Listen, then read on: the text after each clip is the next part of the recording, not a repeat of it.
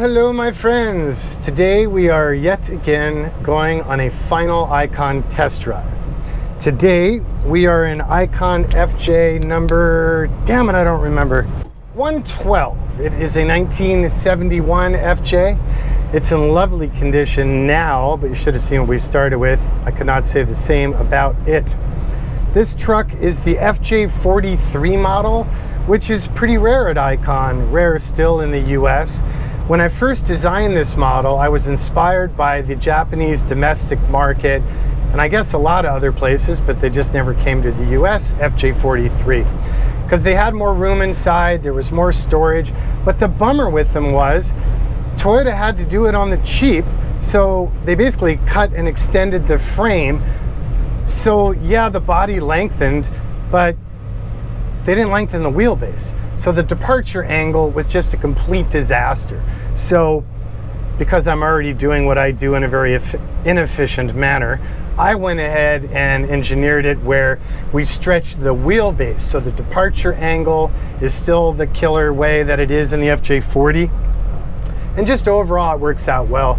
So when you're not used to it, the aesthetics of it, the longer wheelbase kind of freak you out for a second if you're a big 40 series guy, but people get used to it. And for the most part, people aren't familiar with it, so they just like it and they welcome the added space.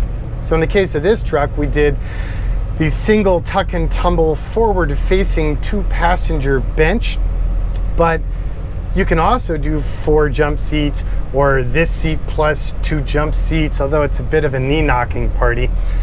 So either way, as it is like this, you're kind of like the Pope in back, you know, you can just wave to your audience and your throngs of adoring fans. There's so much room for cargo and stuff, so it works out well. Otherwise, all the content and engineering from our 40 series is the same on the 43. So let's talk specs. So this truck is very well equipped. It runs my Hypo 5.7 aluminum fuel injected LS series General Motors V8. It runs the 4L65E GM automatic trans with overdrive yet, of course.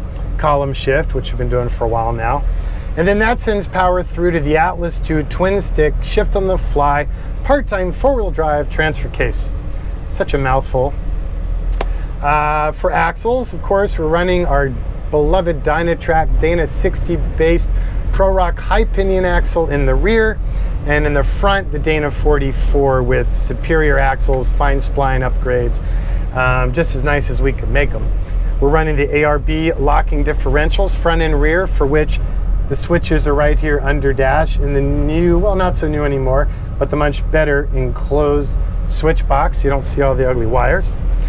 We're running the Icon Sport brakes developed by our buddies at Brembo. And let's see, what else? PSC power steering, Fox Racing coilover shocks. I guess that's enough mechanically. And then trim-wise, this truck is finished in the Rocky Mountain Gray color. We have, of course, the recently evolved Icon exterior rear view mirrors, which are kick-ass, if I may say so myself.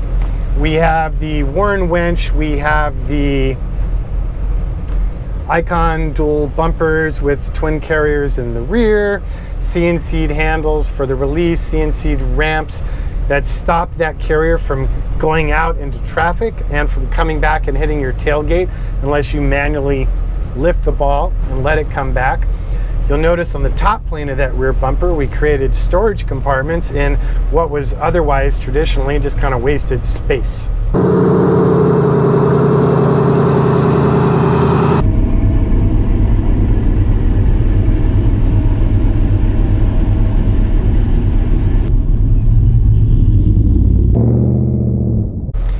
On the inside, we have the Chilowich textiles, the Chilowich floor mats, the Icon Sport pedals, the new Icon CNC'd parking brake handle, the new lovely Icon center console, which has gas shocks, it has LED lighting, it's fabricated in stainless steel, it's powder coated.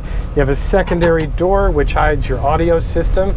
For audio, it's the 8200 NEX system. and that has CarPlay and Bluetooth and voice to text and yada yada yada, including good old-fashioned CD. The body is heat cured with polyurea.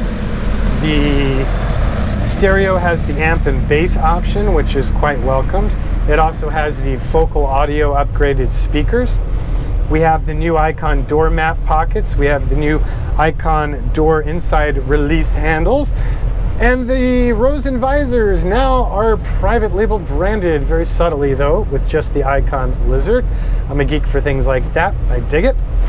And that's pretty much it. Another cool detail, this client asked if we could do the dash lighting in red. We said, of course, no problem. So we did. I actually kind of like it. I think I still prefer my blue. I'm going to stick with that for production. But it's kind of a cool thing, and we have a bit of freedom on that, so we can do it different ways. So, as always, thank you so much for taking the time to get to know my brand. I can't tell you enough how much I appreciate it. If you have any questions, please reach out to us, icon4x4.com. On Instagram, you can follow my brand and all my personal antics at icon4x4. And Facebook, just my personal page, is Jonathan Ward. Thanks again. Have a great day. Be well.